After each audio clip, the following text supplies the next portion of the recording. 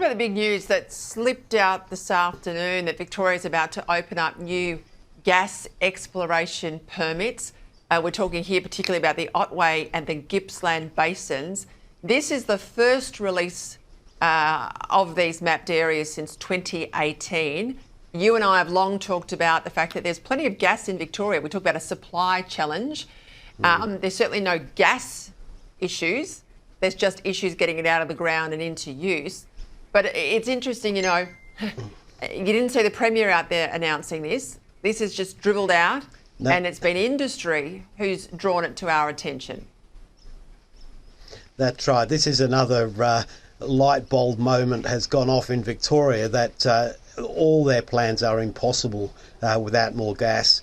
Bass Strait has been running out of reserves. The Victorian government has been studiously ignoring it for past 5 years, and suddenly it's decided it has to open up some acreage and get some production, but isn't brave enough to tell everybody about it. It's a huge backflip, and it's also one that's badly needed and long overdue. Yeah, of course, the gas is running out, so says the experts in Victoria in 2027. Thank you, Chris Yorman. He's all over this. He drew that one to my attention late this afternoon. What about this cost revision 2 on the transition bill? It's been revised up. It'll never get revised down. It's been revised up by $3 billion to $128 billion, Graham.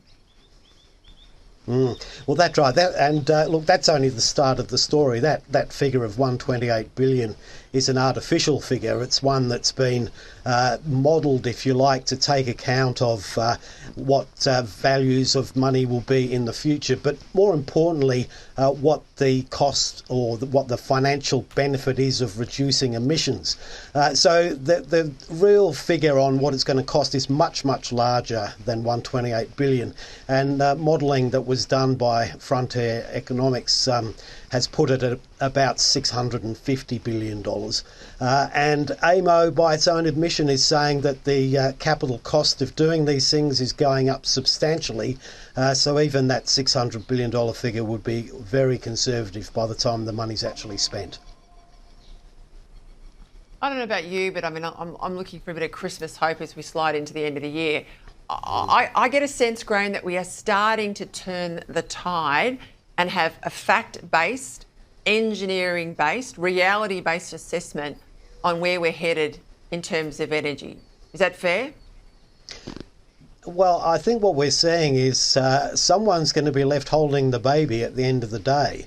And all the institutions who've been cheering along from the sidelines are starting to raise the flag.